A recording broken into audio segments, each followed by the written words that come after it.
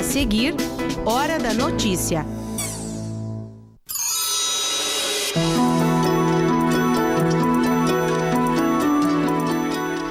Viver com tranquilidade e bem-estar. Passo Fundo é considerada a melhor cidade do estado para se envelhecer com saúde. No estúdio, nós vamos falar mais sobre este assunto com a secretária de Saúde do município. Na série de reportagens sobre trânsito, hoje vamos mostrar quais foram as principais mudanças nas regras. A combinação entre animais e hospital vem ajudando na recuperação de pacientes em tratamento. E ainda, quais são as pretensões e expectativas do deputado estadual Juliano Roso para 2018? Hoje é quarta, 3 de janeiro, é Hora da Notícia.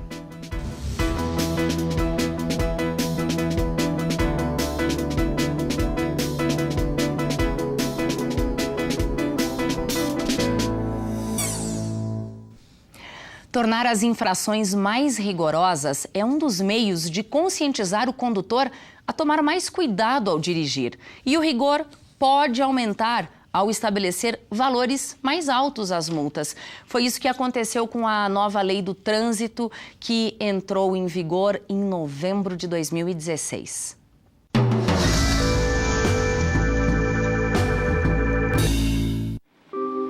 A principal lei sobre as regras para o tráfego de veículos nas vias públicas brasileiras ainda é a 9.503, de setembro de 1997. É conhecida como Código de Trânsito Brasileiro, o CTB. E desde a publicação, o texto original do CTB foi atualizado mais de 30 vezes, com leis que acrescentam, revogam e alteram artigos, incisos e parágrafos. Uma delas é a Lei número 13.281, que entrou em vigor no dia 1º de novembro de 2016 e ganhou a alcunha de Nova Lei do Trânsito porque modificou um grande número de artigos. E é uma modificação que cresce a cada ano, principalmente no reajuste dos valores das multas. Veja no gráfico quais são as principais mudanças e as infrações gravíssimas que rendem 7 pontos na carteira. Dirigir veículo sem carteira de motorista, multa de R$ 880,41. Dirigir veículo com CNH cassada ou suspensa, multa de R$ 1.467,35.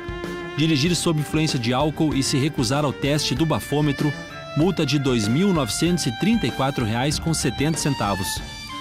Outras situações: disputar corrida, promover rachas, realizar manobra perigosa e forçar ultrapassagem, também são 7 pontos e multa de quase R$ 3.000. Punições que podem ser antipáticas para muitos, mas que se mostram necessárias. É um meio de forçar uma conscientização ao motorista. Para muitos especialistas, a mudança só vai acontecer se doer no bolso. É uma medida temporária, até que a conscientização pela educação aconteça. E é nisso que o programa de extensão Universidade Educadora da UPF trabalha. A gente precisa ainda, num determinado momento, garantir esse controle, né? E esse mecanismo, que é um mecanismo que tem que ser didático, né? Tem que ser pedagógico para as pessoas, né? Acho que num primeiro momento a gente precisa disso, para construir essa outra cultura, de estabelecer alguns limites, né? E para isso acho que será benéfico, né, essa mudança, essas mudanças todas, e que pode contribuir sim para uma nova cultura, né, urbana. O Código de Trânsito Brasileiro não prevê infração específica para quem for flagrado mexendo no celular ao dirigir, mas sim para quem for pego conduzindo o veículo com apenas uma mão no volante. Isso sim se enquadra como infração específica. Só que o maior rigor se justifica porque estar com o celular não significa apenas o prejuízo de ter uma mão no volante, mas sim porque é uma distração bastante significativa para o motorista. Isso já está previsto no Código de Trânsito. Por isso, deixou de ser uma infração, digamos, mais branda, para agora ser uma infração gravíssima. Outra alteração é sobre a suspensão da carteira. Ao somar 20 pontos na CNH, dentro de um período de 12 meses, o motorista perde o direito de dirigir. Mas e aquele condutor que depende da carteira para o trabalho e se inclui nas categorias C, D ou E?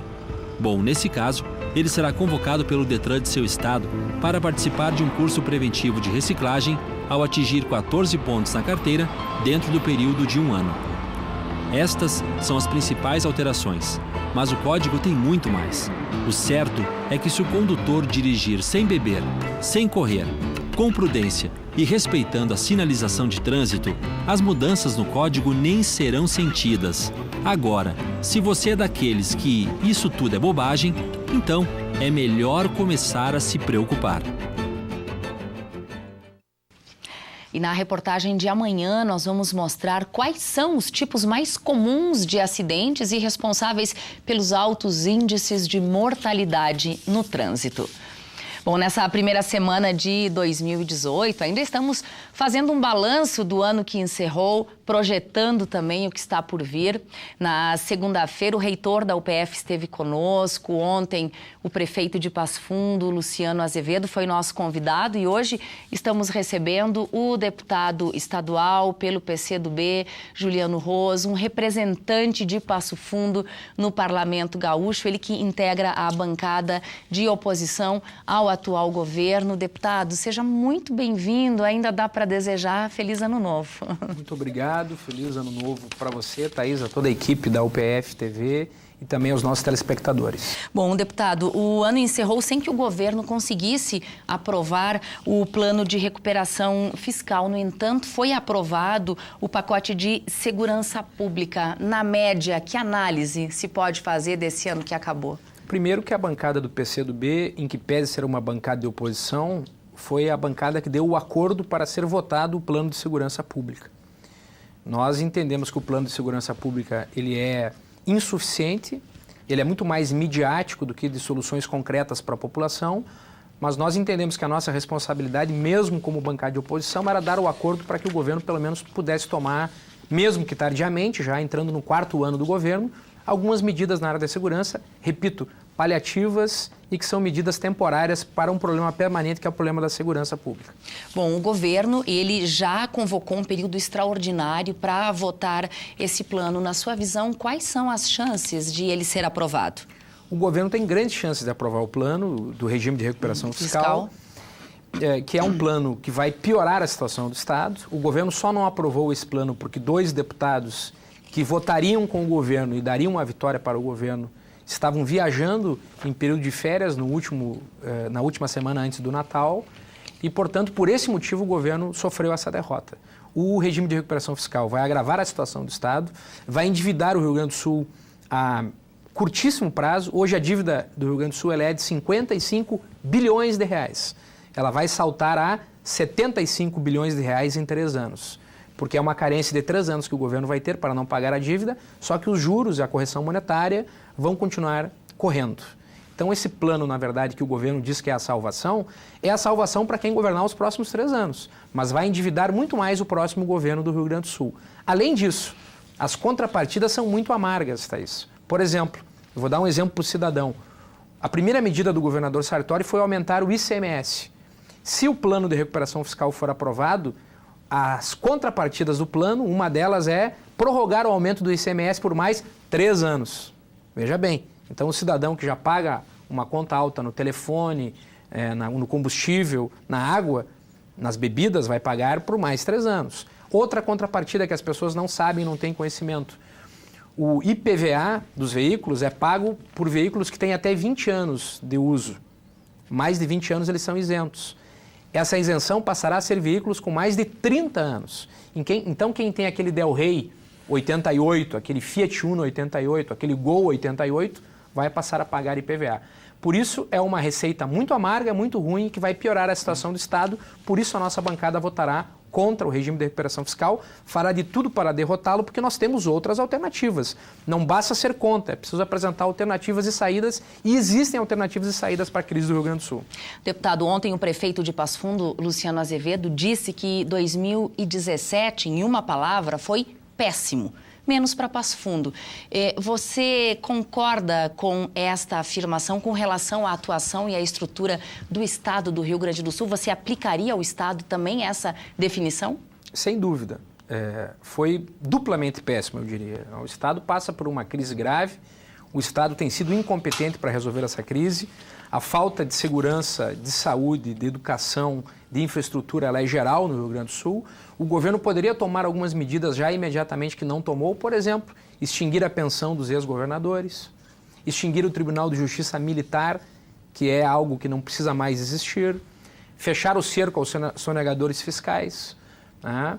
Aumentar o ITBI, que é o imposto sobre transferências de heranças acima de R$300 mil. São medidas concretas que o governo poderia tomar imediatamente para ter mais dinheiro em caixa, economizar mais e recuperar um pouco a segurança, a saúde e a educação. Por isso o ano foi ruim, nós esperamos que melhore, claro, mas com esse governo nós não estamos enxergando uma luz no fim do túnel. A gente quer falar agora rapidamente, deputado, sobre 2018, é um ano de eleição. Quais são as suas perspectivas e suas expectativas para esse ano que está começando? A minha esperança, na verdade, nós precisamos ter esperança de que o país melhore, de que o país se recupere economicamente, de que o país volte a gerar emprego, renda e oportunidade para as pessoas. Essa é a nossa grande esperança e esperar que as eleições possam construir isso, pela democracia, pelo voto, pela participação popular, que nós possamos ter um governo que recupere a economia do país, volte a gerar emprego e renda e não faça tantos ataques ao povo pobre e humilde como tem feito o governo do presidente Temer, por exemplo, fazendo a reforma trabalhista e querendo acabar com a previdência pública. Nós entendemos que o espaço eleitoral será um espaço de reconstrução da nação brasileira, principalmente da recuperação do emprego e da renda do povo brasileiro. Deputado, muito obrigada.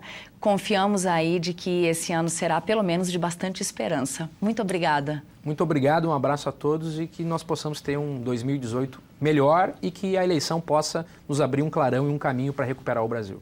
Obrigada mais uma vez. E nessa série de entrevistas, amanhã vai estar conosco o presidente da CISA de Passo Fundo, que vai falar também em nome de todas as entidades de classe do município.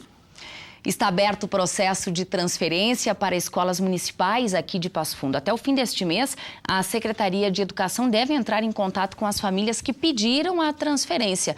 Sendo assim, a confirmação vai ser através dessa ligação, desse telefonema, não havendo necessidade de pais ou responsáveis entrarem em contato com a Secretaria.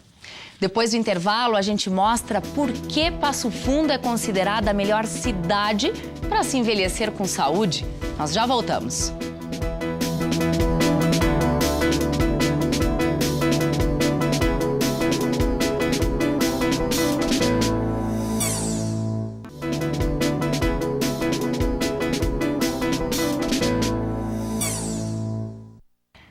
E o tempo deve seguir assim, sem chuva nos próximos dias, com temperaturas que podem chegar aos 32 graus. Veja os detalhes na previsão.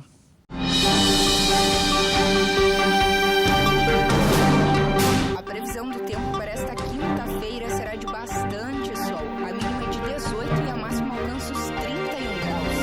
A sexta-feira segue ensolarada e com temperaturas em elevação. A mínima é de 19 e a máxima alcança os 32 graus.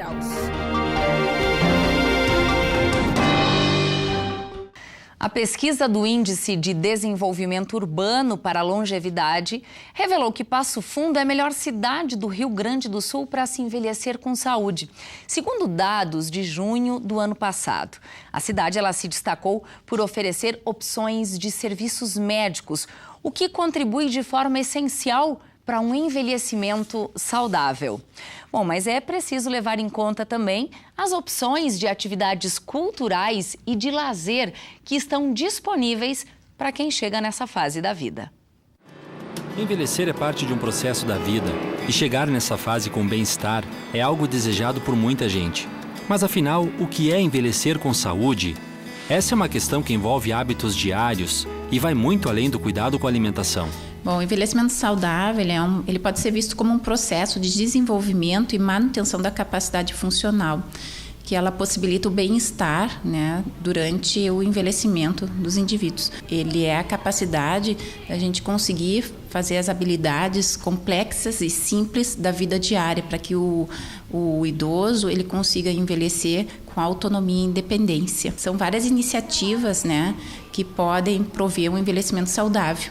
né? Desde a questão da infraestrutura adequada numa cidade, né? Então a questão do transporte, né? A questão da socialização do idoso, dele ter um centro de convivência em que ele possa se reunir, né? Em que ele possa fazer atividades físicas, que ele possa participar de oficinas de informática, de dança, de leitura, enfim, né? E que podem auxiliar, então, durante esse processo, né, do envelhecer. Seu Euclides tem 87 anos. Há 5, participa das aulas de ginástica do DAT e da oficina de literatura.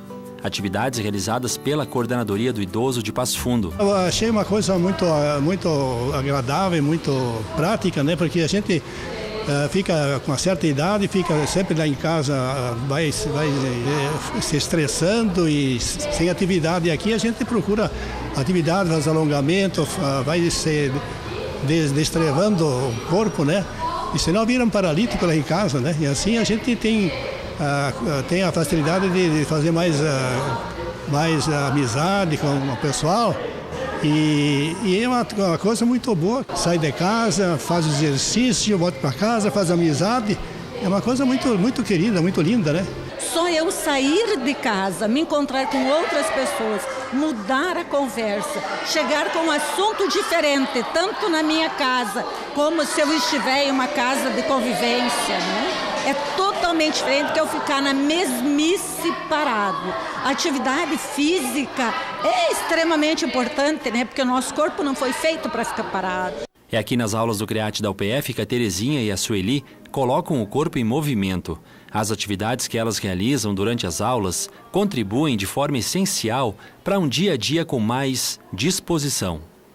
Com o início do Pilates, foi uma das melhores maneiras com que eu consegui ter uma vida mais ativa, mais disponibilidade para o trabalho, mais energia e mais assim, vontade de caminhar, vontade de fazer outras coisas, que a gente sai daqui bem disposta, embora a gente sofra para fazer o exercício, mas depois a gente tem a recompensa, porque no dia a dia a gente está mais maleável e com a minha idade eu vejo assim uma energia muito forte. Eu fazem uns 20 e poucos anos que frequento assim, e acho que sempre eu me sinto melhor quando eu consigo fazer o que tem que ser feito aqui, eu saio mais leve, mais alegre, né? Embora o corpo agora esteja pesando, ele está se mostrando, né? Mas eu penso assim que faz bem para qualquer pessoa, tanto física como mentalmente, né?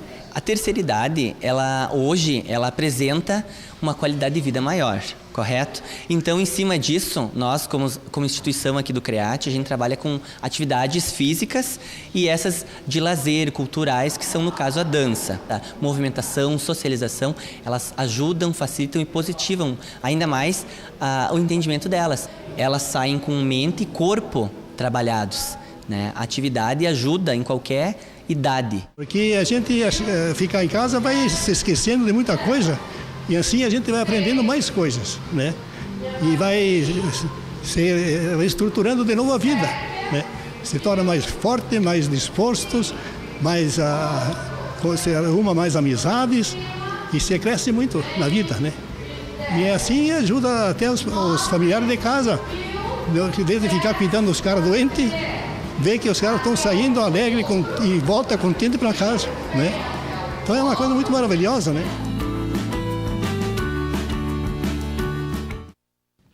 E a gente acompanhou aí na reportagem um pouco dos espaços de socialização dos idosos. A pesquisa do Índice de Desenvolvimento Urbano para a Longevidade, que coloca Passo Fundo em 4º lugar, quando comparada a todas as cidades grandes do país, superando grandes centros como Rio de Janeiro e São Paulo, leva em conta a qualidade dos serviços de saúde. Agora a gente vai falar sobre isso com a secretária de Saúde de Passo Fundo, professora aqui na UPF, Carla Beatriz Gonçalves. Seja novamente bem-vinda ao UPF TV. Essa é apenas a primeira entrevista do ano, não é, secretária? É verdade. Ainda dá bom tempo ano a todos.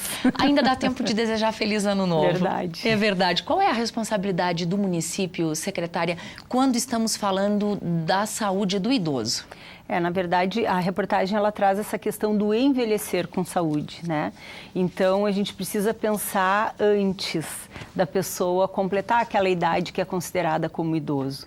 Então, as ações na atenção primária, elas são essenciais, porque a gente precisa desenvolver ações que promovam a saúde das pessoas.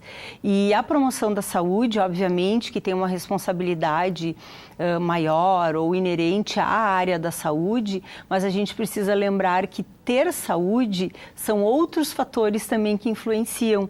E isso tu até comentaste no início, sobre a questão do lazer, da cultura, enfim, né? Então, existem vários determinantes que vão dizer se a pessoa tem saúde ou não.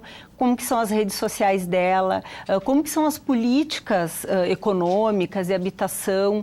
Então, é algo muito maior do que simplesmente a pessoa não ter nenhuma doença. Com relação à responsabilidade do município, ele precisa atender o que diz a Constituição, exatamente, que é de oferecer saúde a todo cidadão brasileiro, seja criança, adulto ou idoso. Exatamente. E a atenção primária à saúde, a atenção básica, é o espaço que o município vai desenvolver as ações, tanto de promoção, prevenção, quanto cuidado, né? E o idoso, ele tem um atendimento preferencial nesse processo todo também, assim como a criança e outras, né? A gestante, enfim, né? Então, o município ele precisa realmente desenvolver de forma efetiva essas políticas que vão garantir um envelhecimento saudável. Existem programas ou projetos em específico criados pelo município, da sua secretaria e de outras secretarias com relação à atenção ao idoso? Na verdade, pensando nos aspectos mais amplos, né, a gente tem, todo mundo conhece o DAT, né, na UPF tem o CREAT também, e são atividades essenciais, principalmente aquele idoso que ele está mais em casa, que ele não tem mais o familiar, ou que ele tem algum problema de saúde, como hipertensão e diabetes, que é bastante comum. Essas atividades, elas são essenciais, deu para perceber pela fala das pessoas ali. Elas são essenciais, porque elas vão ajudar no controle se a pessoa tiver essas doenças, mas também elas vão levantar a autoestima, e tudo isso a gente precisa pensar de uma forma ampla. Inclusive, nós temos nos reunido os secretários da Saúde, Educação e das SENCAS, desde o final do ano passado, nós estamos discutindo ações integradas em diversas áreas, né? E uma das questões que a gente discutiu foi como ampliar o acesso das pessoas, dos idosos, às atividades que o DAT desenvolve. Pensando especificamente em quem não consegue se locomover. Exatamente, quem não consegue chegar, porque às vezes as pessoas têm uma artrose, têm uma dificuldade de locomoção, né, que para caminhar um pouquinho tudo bem, mas se vai caminhar 2, 3 quadras já não consegue. Então a gente está fazendo uma discussão assim, vendo possibilidades para que isso possa ser ampliado. Por quê? Isso é essencial para a promoção da saúde das pessoas. Então, a gente precisa pensar saúde de uma forma ampliada. Secretária, há um tempo já, o CREAT antecipou a chegada de seus alunos para os 55 anos. Sim. Essa também é uma possibilidade para o DAT? Olha, eu acho que eu tenho que levar isso para o grupo para a gente pensar, porque não adianta, né, as pessoas começarem a fazer as atividades ali quando chegou o problema ou quando chegou a idade. Na verdade, a gente precisa fortalecer a atenção básica, porque essas equipes elas precisam desenvolver hábitos, né? Então, trabalhar com as crianças, por isso a proximidade da educação, tem o programa Saúde na Escola, que as ações prioritárias são a questão do estilo de vida, alimentação, atividade física, porque a gente sabe que tudo isso vai influenciar. Secretária, muitíssimo obrigada pelas informações, um bom ano de trabalho. Muito obrigada. Vocês também. Bom, e você tem interesse na área da computação? Então pode participar de uma atividade de férias da Academia de Hackers. Essa atividade vai ser ministrada pelo professor Adriano Canabarro Teixeira, que vai ensinar noções básicas sobre a programação de computadores. Vai ser entre os dias 15 e 16 desse mês, aqui no Campus 1 da UPF. Inscrições pelo link que aparece aí na tela. O investimento é de R$ 90. Já parou para pensar na possibilidade de ter animais dentro de um hospital? Primeira impressão nos parece estranho, mas uma parceria entre a UPF e o Hospital São Vicente de Paulo tem mudado essa visão. E mais, a presença dos animais tem ajudado na recuperação de pacientes. É muito bom porque daí as crianças se divertem muito, além de se distrair, né? Porque elas estão aqui não porque querem, mas porque precisam, né? Muito bom, porque a gente tem uma em casa, né? Ela tinha medo até de, assim, só de longe. E daí é que ela passou a mão. Foi bom para ela, porque ela perdeu o medo, né? Sabe de quem essas mães estão falando? Dessa fofura aí, a coelha Sophie. Coelhinho dentro do hospital pode parecer estranho, só que hoje a visita tem um motivo especial e essa galerinha não perdeu tempo de conhecer de perto um dos símbolos da Páscoa. Essa atividade fez parte de mais uma ação do projeto Pet Terapia, uma parceria entre UPF e Hospital São Vicente de Paulo. Todos os animais que entram para dentro do hospital, eles são extremamente livres de qualquer risco, né, de doença ou de qualquer coisa. Eles são acompanhados, né, pelo médico veterinário, eles fazem um processo, uma bateria de exames laboratoriais, eles fazem uma avaliação física nesse animal. Momentos antes da sessão, ele passa pelo banho da PET, né, faz uma ação de antisséptico, né, em determinadas áreas, como a boca e tal. Com pouco mais de um ano, o projeto geralmente utiliza cães para terapia com os pacientes. Só que nessa data especial, não poderia ser outra escolha. Trazer o coelho é uma experiência nova, né? Surgiu por causa da época, né? A época da Páscoa. E é uma experiência bem nova mesmo, né? Mas eu acho que as crianças gostaram, estão gostando, assim. A coelha é bem dócil, né? Especial nessa época da Páscoa, receber a visita do coelho não é para qualquer um. Principalmente, eu acho que a equipe, a residência multiprofissional está de parabéns pela proposta inovadora e que façam ter o contato realmente com o bichinho, que é uma questão também muito importante para a criança que está aqui dentro hospitalizada. Podendo promover um momento de descontração, de afetividade, de terapia mesmo, né, lúdica com animais e pessoas, crianças, né? No início, o encontro não foi dos melhores, mas não precisou muito tempo para tudo virar festa.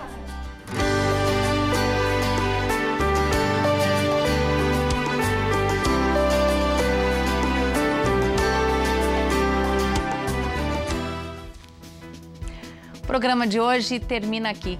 Quer rever nossas reportagens? Então nos acompanhe pelas redes sociais da UPF TV. A gente volta amanhã ao vivo, ao 12h30.